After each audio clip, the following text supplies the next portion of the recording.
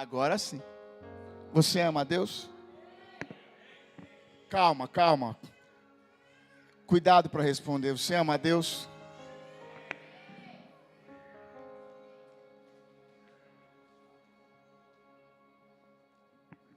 Eu quero agradecer aos que não responderam. Obrigado mesmo. Porque você precisa de muita convicção para responder isso. Você ama a Deus? Você ama a Deus? Quero ler com você Salmo 23, versículo 6. Por gentileza. Certamente que a bondade e a misericórdia me seguirão todos os dias da minha vida, e habitarei na casa do Senhor por longos dias. Deixa o verso aí, levante a sua mão aos céus e diga: bondade e misericórdia sobre a minha vida. Declare todos os dias. Declare com mais força: todos os dias. Declare todos os dias. Diga assim: ontem, hoje, amanhã, todos os dias. Levante sua mão e diga: a bondade e a misericórdia me seguirão todos os dias. E eu tenho certeza disso. Ministra um amiguinho do lado e fala: todo dia, amiguinho. Todo dia é todo dia. E o salmista começa: eu tenho certeza disso. Certamente. Eu tenho certeza disso. A palavra de Deus nos garante que a bondade de Deus nos acompanhará. Você crê nisso? Todos os dias, ou tem dia que você se esquece disso? Quem tem um primo que se esquece disso de vez em quando? Que parece que Deus abandonou, parece que a bondade de Deus foi apagada, parece que a Bíblia foi rasgada. Bem na vez dele, parece que acontece um curto-circuito das bênçãos de Deus. Psss. Tem gente que acha assim, que todo mundo é abençoado, mas na minha vez a bênção falha. Psst. Quem tem um primo assim, um parente distante, em outra cidade, não em Joinville, né? Porque tem gente que não acredita. Tem gente que quando eu leio um texto assim, ele começa a ficar em dúvida. Você sabia que a bondade de Deus é tão boa, é tão boa, é tão boa, que nos falta até compreensão para alcançar a imensidão da bondade de Deus? Diga assim: o Deus que eu sirvo é bom, é tão bom, que mesmo me esforçando, eu não consigo entender tudo. Diga: Deus é bom. Diga: infinitamente bom. Em nome de Cristo Jesus. Você sabia que a sua fé só vai até onde a sua compreensão da bondade de Deus vai? Sabia que pessoas que têm dificuldade de compreender a bondade de Deus também têm dificuldade de ter fé em Deus? Diga comigo: a minha fé só vai até onde a minha compreensão da bondade vai. Diga assim: quanto mais eu entendo da bondade de Deus, mais fé eu tenho. E ao contrário também é verdade. Quanto menos eu entendo da bondade de Deus, menos fé eu tenho. Então, se alguém deseja crescer em fé, essa pessoa precisa crescer em primeiro lugar na compreensão da bondade de Deus. Quem aqui teve um pai bom? Quem teve um pai terreno, um pai bom? Quem pode levantar a mão e falar: cara, meu pai é bom ainda? Quem tem um pai bom? Ou seu pai já faleceu, pode dizer: cara, o meu pai foi bom. Quem teve um pai bom, ou quem tem um pai bom, é legal. Eu tenho um pai bom, sabe? Está assistindo, pai? Beijo. Você é fera. Quem tem um pai bom, cara, sei lá, parece que fica mais corajoso, sabe? Porque o meu pai vai dar um jeito. Meu pai, e eu não estou dizendo de ter pai rico, gente. Estou falando de ter pai bom, é diferente. Porque nem todo pai bom é rico. E nem todo pai rico é bom. Sim ou não? Não tem a ver com quanto o pai tem, mas tem a ver com a presença dele, com o encorajamento que ele dá. Vai dar, filho, vai dar, filha, estamos juntos, eu acredito em você. Eu lembro até hoje que, quando eu saí de casa, a minha mãe, como uma boa mulher, tentou me dar muitos conselhos. Quem é mãe aqui que tenta dar muitos conselhos, né? E o meu pai ficou quieto, falou nada. Aí minha mãe falou assim: Rubem, fala alguma coisa pro menino. Aí eu lembro que o meu pai falou para minha mãe, meu pai falou assim: o Lipe é muito inteligente, isso basta. Aí depois a minha mãe falou isso para mim. Sabe aquele dia que seu pai não falou nada? Seu pai falou assim: o Lipe é muito inteligente. Porque um pai bom conhece o filho, cara. E o filho conhece o pai bom. E por que a gente vai? Por que a gente crê? Por que a gente acredita? Por que a gente avança? Porque a gente sabe que tinha alguém na retaguarda, sim ou não? Sabe aquele pai que você sai e ele fala qualquer coisa, eu estou aqui, a porta está aberta. Hã? Seu Marco. Família aqui que despediu há poucos dias, né? Do pai. E eu já tive o privilégio de estar à mesa com eles e ouvir muitas histórias boas. Glória a Deus, né? Pelo pastor Marcos. Diga comigo: a minha compreensão de bondade é o limitador da minha fé.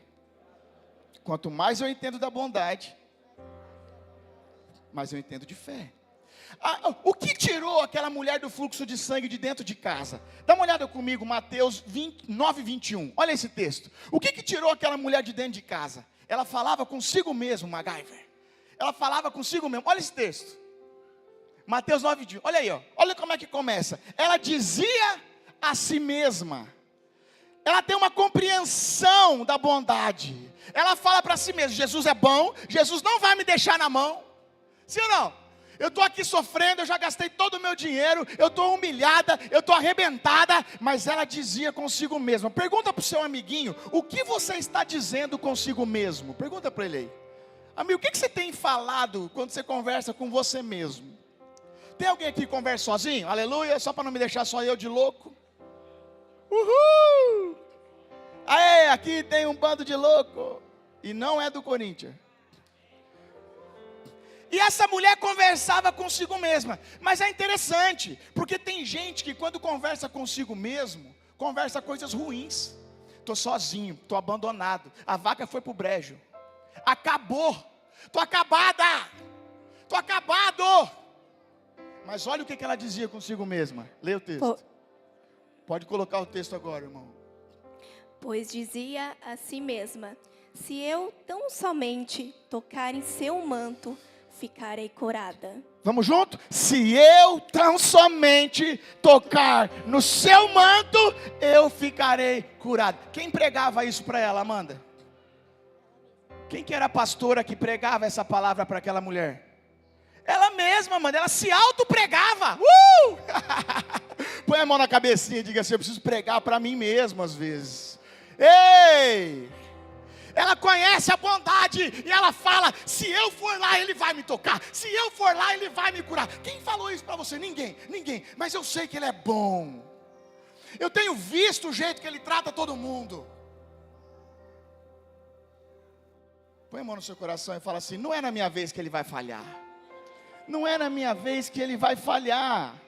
Põe a mão no seu coração e diga: não é na minha vez que ele vai falhar. Sabe, irmão, por que pôr a mão no coração? Porque o coração é uma base da fé. Diga comigo: aquilo que eu sinto interfere naquilo que eu creio. Se eu sinto que ele é bom, a minha fé crê que ele tem coisas boas para mim.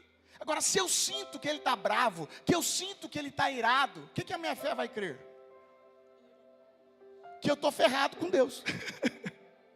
Então, aquilo que eu sinto é interessante. É importante. Aquela mulher do fluxo de sangue, ela está dizendo para si mesma: eu sinto que ele vai me curar. O que você tem sentido a respeito de Deus, irmão? Minha irmã, o que você tem sentido a respeito de Deus? É importante, é importante. É importante. Você tem sentido a bondade de Deus? Tem sentido a bondade de Deus? Semana passada eu saí para fazer um exercício com a minha esposa, para correr um pouquinho, porque ela insistiu muito, o preparo físico dela é melhor do que o meu. Então, em determinado momento, eu fiquei para trás. E quando eu fiquei para trás, eu fiquei te olhando, amor, e vendo o quanto você é linda. O quanto você continua maravilhosa. E eu continuei agradecendo a Deus. E aí eu parei de correr porque eu perdi o fôlego, né? Mas você correndo, amor, com aquele tênis amarelo que todo mundo te vê. E eu sem óculos, eu falei, ainda bem, porque assim eu também vejo. E ela foi até no destino dela e voltou para me encontrar ainda. Para a gente chegar em casa de mãos dadas.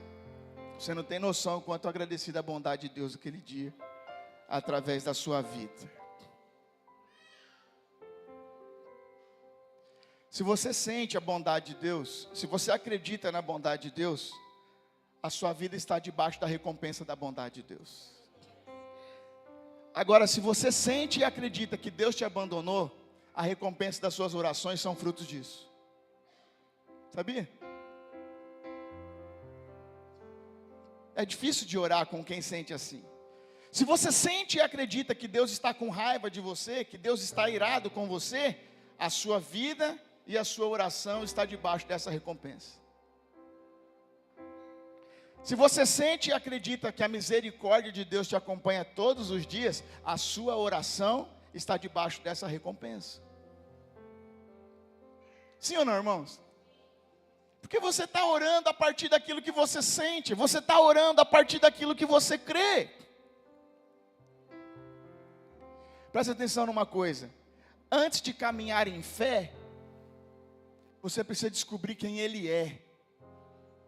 Declare isso comigo, antes de caminhar em fé, eu preciso conhecer quem Deus é. Diga comigo, eu não posso ter fé naquilo que eu não conheço. E infelizmente, tem muitas pessoas que querem ter fé num Deus que elas não conhecem, num Deus que elas ouvem falar. Que elas ouvem falar.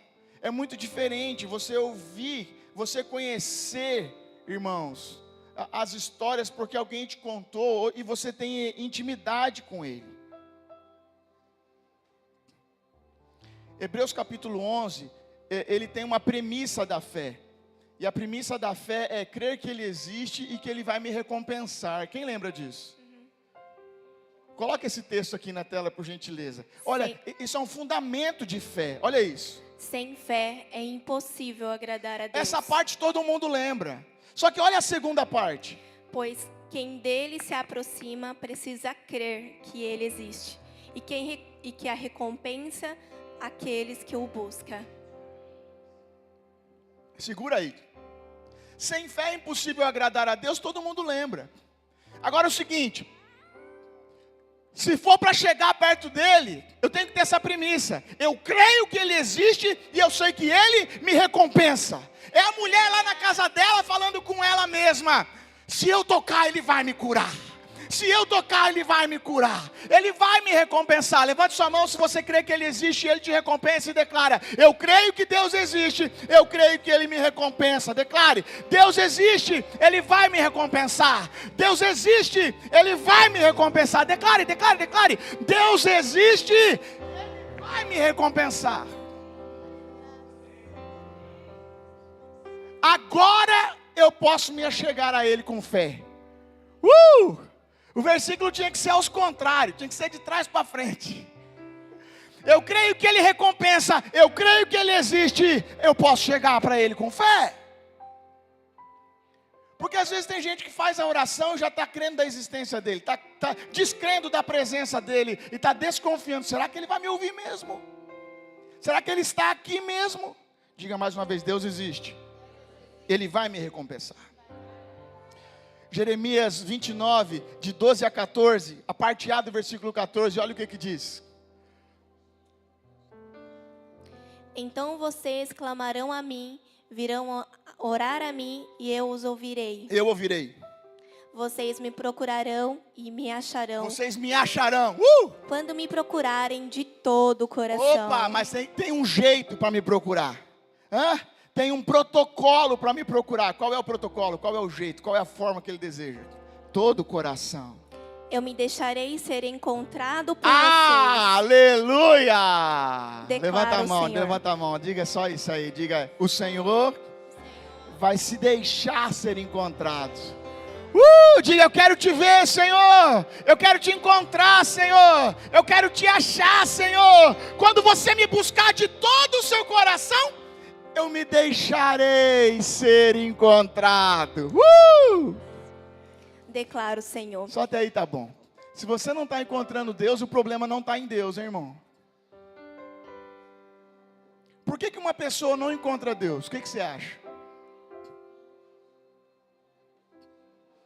Porque não está buscando de todo o coração. Porque ele diz que se buscar de todo o coração, eu me deixarei ser encontrado. Aleluia. Diga comigo, eu nunca vou encontrar Deus se Ele não permitir ser encontrado. Levante sua mão e declare, se permita nessa noite, Senhor, ser encontrado. Se permita ser encontrado, se permita ser encontrado. João 14, 21, olha o que diz João 14, 21. Quem tem os meus mandamentos e lhe obedece, esse é o que me ama. Aquele que me ama será amado por meu Pai, e eu também o amarei e me revelarei a ele. Aleluia. Tem alguém que ama ao Senhor? Agora ele diz assim, ó, aquele que me ama, o que ele diz no finalzinho? Me revelarei a ele. Me revelarei a ele. Preste atenção numa coisa, irmão. Você nunca vai encontrar algo do Senhor se Ele não se revelar para você. Por mais que nós sejamos caçadores de Deus, por mais que nós busquemos a Deus, tudo que nós vamos ter e ser em Deus depende que Ele se permita ser encontrado. Depende que Ele nos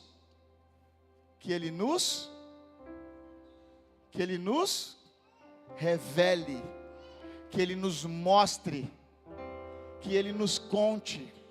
Sabe, irmão, eu acho que nesse ponto a gente já deveria se colocar num lugar de mais humildade. Porque muitas vezes nós queremos achá-lo, nós queremos encontrá-lo. E Ele está dizendo, eu vou me permitir ser achado. E Ele está dizendo, e eu me revelarei. Será que alguém pode clamar ao Espírito Santo dizendo, se revela nessa noite, Senhor? Se Deus não se revelar, nós não teremos nada. Se Deus não se revelar, nós não teremos nada. Será que você pode dizer, por favor, se revele, Senhor, se revele, Senhor. Só que em contrapartida, irmãos, Jesus nos garante que Ele vai se revelar. Jesus nos garante que Ele vai nos encontrar no caminho da fé. Jesus nos garante que nós iremos encontrá-lo quando nós buscarmos por Ele. Jesus nos garante, isso é muita bondade. Isso é muita bondade. Você precisa colocar a sua mente nesse lugar de fé. Declare comigo, Jesus me garante que se eu amá-lo, Ele vai se revelar. Jesus me garante que se eu buscá-lo, eu vou encontrá-lo. Em nome de Jesus.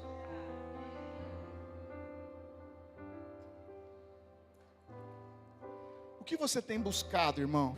Você ama a Deus? O que você tem buscado? Sabia que aquilo que nós contemplamos, nós somos transformados naquilo que nós contemplamos? Esses dias viralizou um vídeo em uma favela em São Paulo, onde uma pessoa perguntou para as crianças, alguém aqui quer se entregar à vida do crime?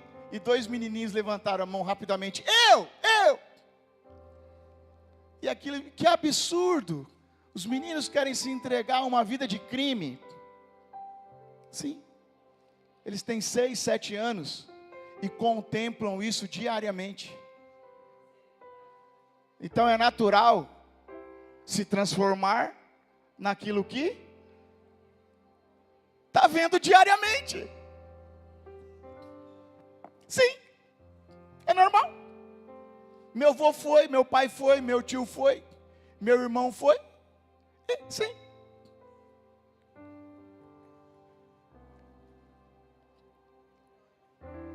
Porque eu me torno nisso. Hoje de manhã, na hora que eu cheguei em casa, o Guto estava assistindo um filme já de guerra, tudo, tela escura, música.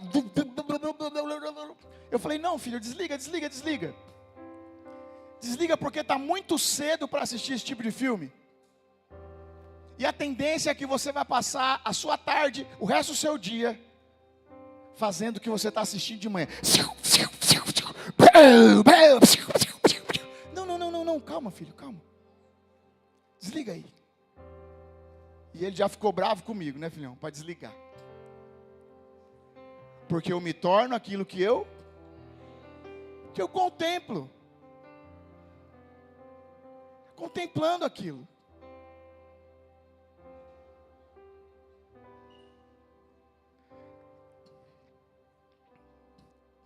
Sabia que se você estiver com muita raiva, com muito ódio de alguém, mas você sabe que essa pessoa te ama, e se você ficar olhando para ela sem falar nada, de repente só o fato de você estar olhando para ela vai transformar o seu coração. E a partir de agora você já está tomado de amor, mas você fica assim, mas eu estou com raiva ainda. Mas lá por dentro você está falando, mas eu amo essa desgraça. Eu amo de raiva. O seu coração já quebrou já. E a partir de agora a dureza é só sua. Porque o amor já te quebrou. Sim ou não? Sim ou não? Porque quando eu contemplo, isso me transforma. Sabe, às vezes a gente gasta tempo falando, querendo orientar, quando a gente deveria apenas olhar. Olha esse texto, Lucas 22, 61, 62, quando Pedro acaba de negar Jesus. Olha o que Jesus faz com ele. O que Jesus falou para Pedro? Pedrão, eu te falei, né? Foi isso que Jesus falou? Não, o que Jesus fez? O Senhor voltou-se e olhou diretamente para Pedro. Pedro acabou de negar Jesus. O que Jesus faz? Porque o que eu contemplo me transforma. E agora, o que acontece com Pedro? Então Pedro se lembrou da palavra que o Senhor lhe tinha dito. Antes que o galo cante hoje, você me negará 3 vezes. Saindo dali, chorou amargamente. Por que ele chora? Porque ele olhou no olho do amor. Por que ele chora? Porque ele contemplou o amor. O que você tem contemplado, irmão? Se ele contemplasse a ira, como que você acha que ele sairia dali? Se ele contemplasse o ódio, a amargura, a raiva, como que ele sairia dali? Mas ele contemplou o amor. E aquele momento ali transforma a vida de Pedro. Olha outro texto, Êxodo 3, 2 e 4. Preste atenção nesse texto, mas antes de ler, deixa eu te falar uma coisa. Olha o que eu escrevi aqui a respeito desse texto. Deus fala quando eu paro, me aproximo e observo. Declara isso comigo. Deus fala quando eu paro, me aproximo e observo. Teve gente que não falou. Eu vou te dar mais uma oportunidade pedagógica disso entrar na sua cabecinha. Diga isso comigo. Deus fala quando eu paro, me aproximo e observo. Olha o texto. Ali o anjo do Senhor lhe apareceu numa chama de fogo que saía do meio de uma sarça. O anjo do Senhor apareceu. É Deus aparecendo. Mas o que ele falou, irmãos? Moisés viu que, embora a sarça estivesse em chamas, não era consumida pelo fogo. O que Deus falou, irmãos? O que o anjo falou? Nada. Mas Moisés já viu. Continua. Que impressionante, pensou. Quem está falando isso? Moisés. Porque a sarça não se queima. Vou ver isso de perto. Agora é a chave. Diga comigo, volta. Vou ver isso. Vou ver isso. Tem um monte de gente que vê Deus, vê o anjo, vê a glória, vê o milagre. O que Deus falou até agora? Deus não falou nada até agora. Ele fala, uau, vou ver isso de perto. Fala para quem está do seu lado, Deus está esperando você vir para encontrá-lo de perto. Agora, termina o texto. O Senhor viu que ele se aproximava para observar. O que que o Senhor vê? O que que o Senhor está reparando? Ele se aproxima para me dar um foco, para me dar uma atenção. O Senhor está esperando você se aproximar para observar. O que que o Senhor falou até agora? Nada. Diga comigo, porque o Senhor não fala. Diga comigo, porque o Senhor não fala com quem está na correria. O Senhor não fala com quem está na vida louca. Diga comigo, o Senhor não fala com quem observa e está no WhatsApp agora, e está no Instagram agora, e está doido para ir embora agora. O Senhor está esperando que alguém veja e se aproxime para Observar. O que o Senhor falou até agora? Nada. Agora que Ele vai falar, Thay. Vai. E então, do meio da sarça, Deus o chamou. Moisés, Moisés, eis-me aqui, respondeu ele. Diga comigo, focar a minha atenção vai me levar a um lugar de revelação. Põe a mão no seu coração e diga, focar a minha atenção vai me levar a um lugar de revelação. Nós não encontraremos nada significativo em Deus sem voltarmos a atenção para Deus. Irmãos, e não é sobre ter fé, não é sobre acreditar, porque tem um monte de gente que acredita, tem um monte de gente que tem fé, mas tem pouca gente que se aproxima para observar. Fala para um amiguinho que está do seu lado, vença a sua correria, cara, vença a sua correria aí. Quando Jesus ensina sobre fé, Jesus ensina um processo. Pedir, buscai e batei.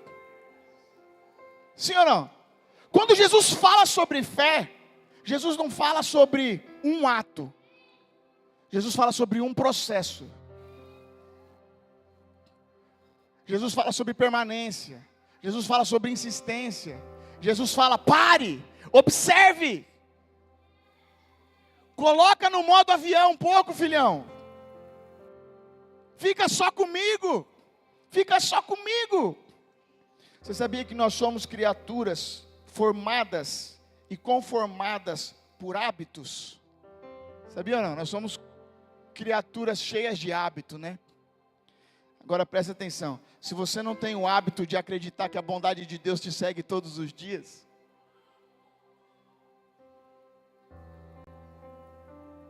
você não tem fé, cara.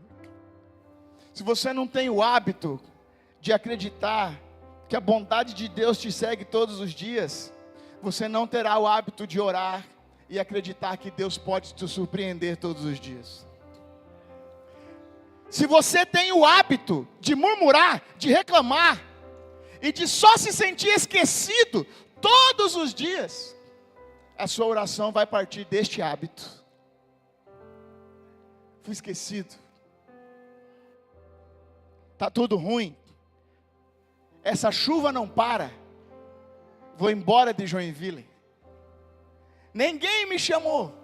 Ninguém me convidou.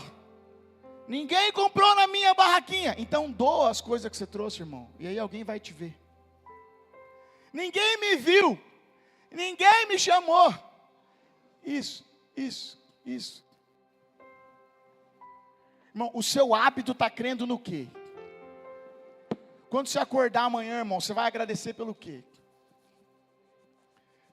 Hoje de manhã eu lavei muita louça quando eu cheguei da igreja, irmãos. Pensa, depois de vir de ministrar, fui para casa lavar a louça ainda. Só que eu não postei, irmão, porque nem tudo eu posto.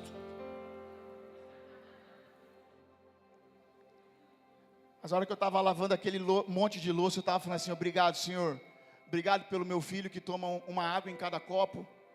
Obrigado porque ninguém está doente, ninguém está no hospital, Jesus. Obrigado pelas panelas sujas, 4 panelas, aleluia, porque nós estamos com fome mesmo, Jesus. Nós comemos, obrigado, Jesus. Obrigado pela casa, obrigado pela água, obrigado por esse monte de garfo. Obrigado, Jesus. Porque o Senhor é bom. Porque poderia ser pior. A minha pia podia estar limpa hoje, e minha família está no hospital.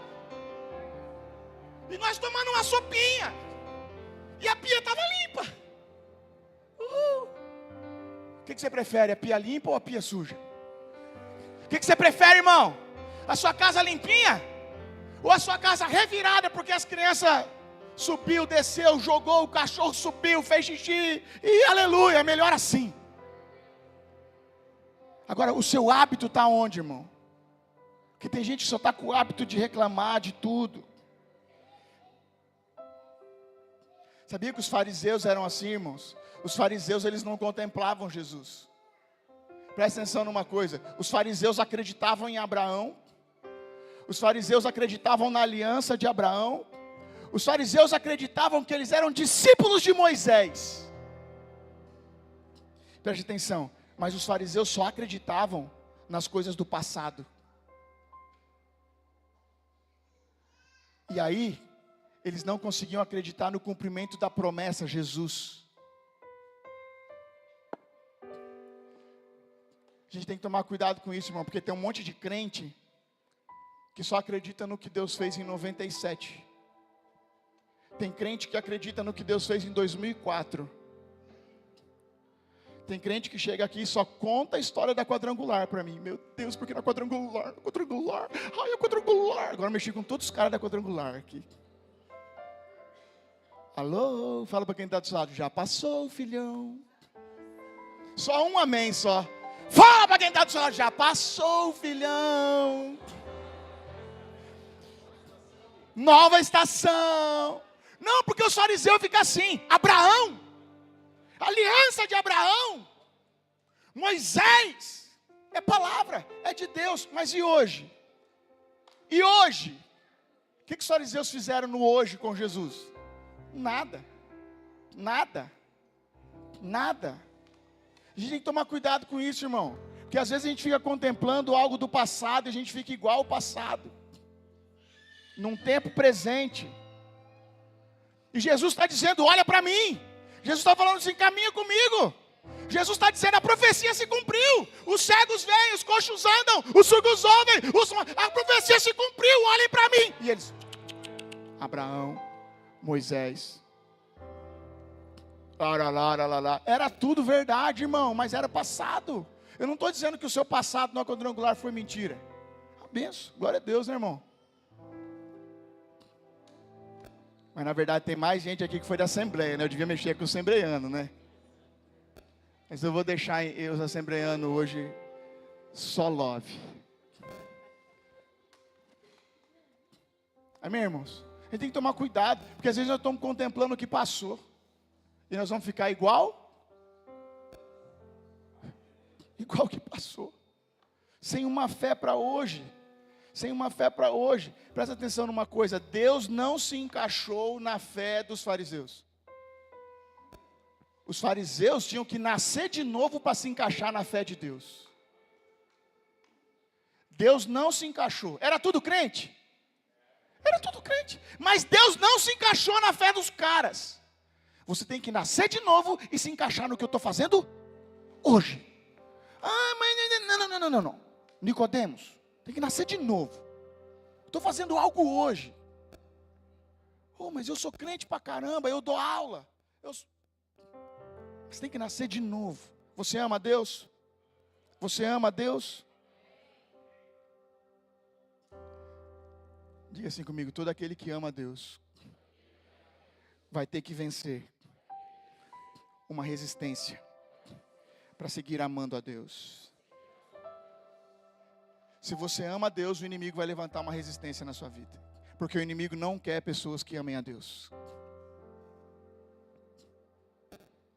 Diga mais uma vez, se eu amo a Deus, eu vou ter que vencer uma resistência. O inimigo nunca deixará em paz uma pessoa que ama a Deus.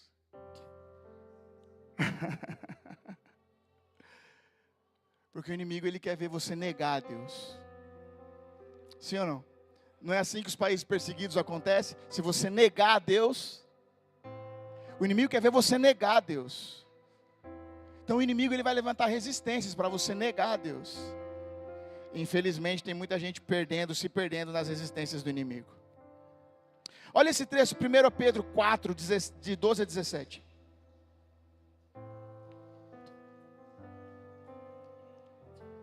1 Pedro 4, isso. Amados, não se surpreendam com o fogo que surge entre vocês para prová-los, como se algo estranho estivesse acontecendo. Na vida de quem ama a Deus, existe alguns dias que algo estranho acontece. Algumas coisas estranhas acontecem. Nossa, do Neida. Quem já viu essa expressão, né? Teológica, né? Bíblica. Do Neida. Você ama a Deus? Fique esperto então. Do Neida. Vai. Mas alegre-se à medida que participam do sofrimento de Cristo, para que também, quando a sua glória for revelada, vocês exultem com grande alegria. Alegrem-se na medida que vocês estiverem participando do sofrimento de Cristo. Não é para reclamar, irmão, na medida que as coisas ficam ruins, é para se encher de alegria. Não é para reclamar, irmão, é para se alegrar. Vai. Se vocês são insultados por causa do nome de Cristo, felizes são vocês, pois o Espírito da glória, o Espírito de Deus, repousa sobre vocês. Se algum de vocês sofre, que não seja como um assassino, ladrão, criminoso, ou como quem se intromete em negócios alheios. Contudo, se sofre como cristão, não se envergonhe, mas glorifique a Deus por meio deste nome, pois chegou a hora de começar o julgamento pela casa de Deus.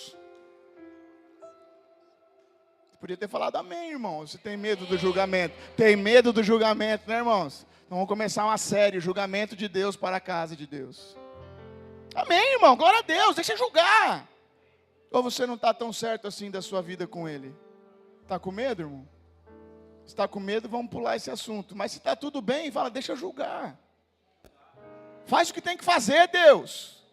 Cumpre a profecia, Deus. E se começa primeiro conosco, qual será o fim daqueles que não obedecem o Evangelho de Deus? Na medida que você sofrer, você deve se alegrar. Na medida que você for provado, você também deve esperar a manifestação da glória de Deus, irmãos.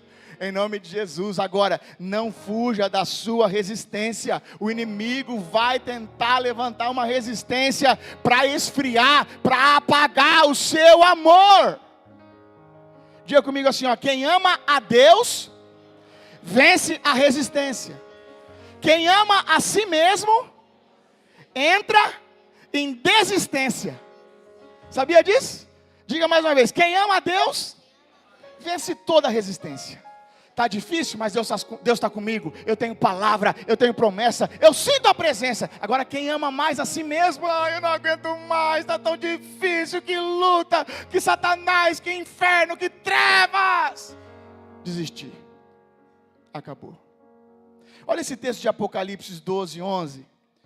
O inimigo se levanta contra o povo de Deus, e olha a postura desse povo. Eles o venceram pelo sangue do Cordeiro e pela palavra do testemunho que deram. Diante da morte, não amaram a própria vida. Diante da morte, não amaram a própria vida. Resistência, dias de luta, dias difíceis. Como que eles venceram o inimigo, Vini? Como que eles venceram o inimigo? Qual que foi o antídoto para vencer o inimigo? Não amaram a própria vida. Quando eu amo mais a Deus do que a minha própria vida, eu venço o inimigo. Aleluia! Quando eu amo mais a Deus do que a minha própria vida, eles venceram o inimigo pela palavra e testemunho do Cordeiro. Eles venceram o inimigo pelo sangue do Cordeiro. Eles venceram o inimigo e diante da resistência, amaram a Deus. Não amaram a própria vida. Você ama a Deus? Quem ama a Deus não desiste. Quem ama a Deus vence as resistências. Isaías 32, 14 a 16. Eu preciso ler esse texto com você, a banda pode subir. A fortaleza será abandonada. Olha a resistência, olha a luta. A cidade barulhenta ficará deserta. A cidadela e a torre das sentinelas se tornarão covis. Uma delícia para os jumentos, uma pastagem para os rebanhos. Preste atenção agora, versículo 15. Se você quiser, leia junto. Vamos lá. Até que sobre nós do alto, e o deserto se transforma em campo fértil, aleluia! e o campo fértil parece uma floresta. Uhul! A justiça habitará no deserto, e a retidão viverá no campo Meu fértil. irmão, Ney, vence essa resistência, irmão. Olha o deserto, não desista no seu deserto. Ame a Deus nesse deserto, até que o Espírito seja derramado do alto. Volta o versículo 15, por favor. Volta o versículo 15. Até que sobre nós o Espírito seja derramado do alto, e o deserto se transforme em campo fértil, e o campo fértil se transforme numa floresta.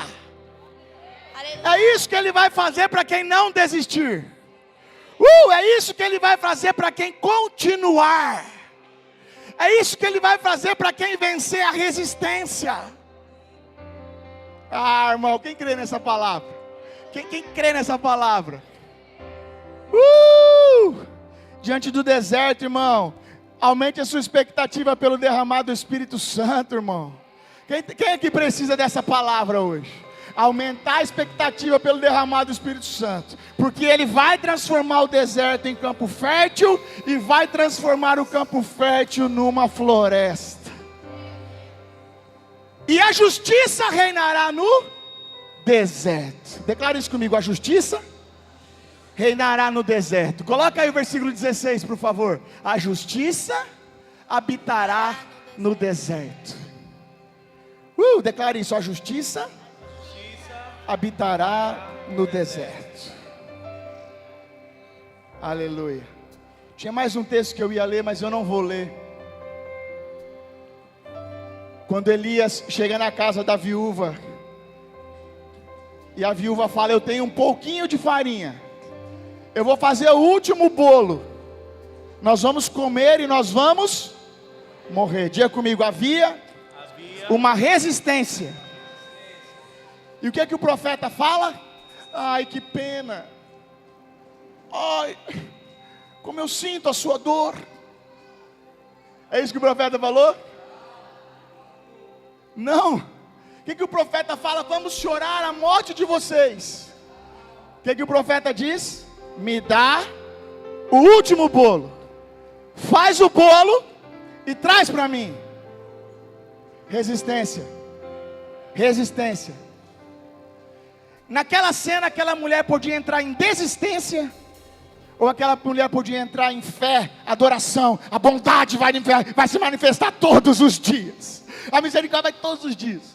E a palavra diz então que ela entrega o bolo para o profeta, e diz que nunca mais na casa dela faltou azeite e farinha. Aleluia.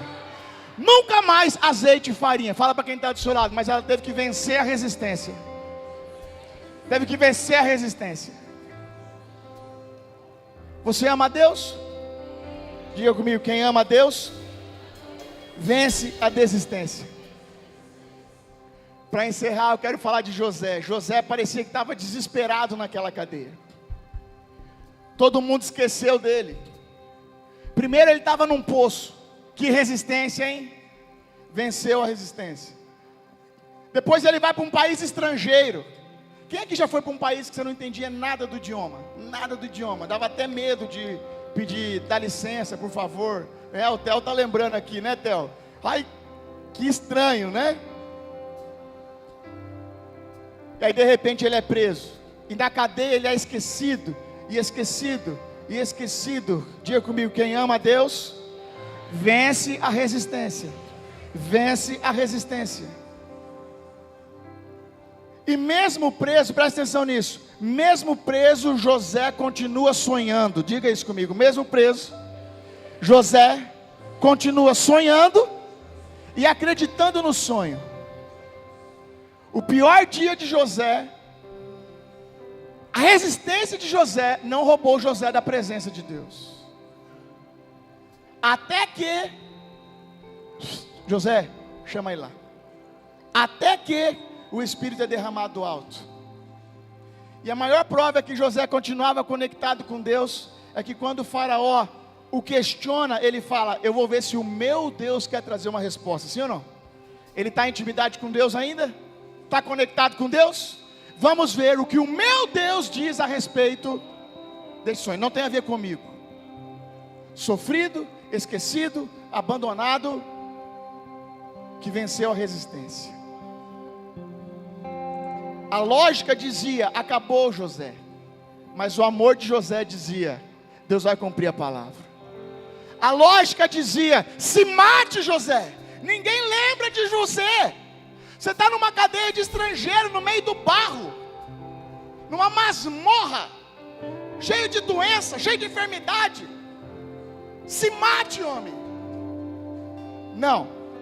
A bondade do Senhor vai se manifestar na minha vida. A misericórdia do Senhor está sobre a minha vida. E o meu dia vai chegar. Você ama o Senhor? Amém. Em nome de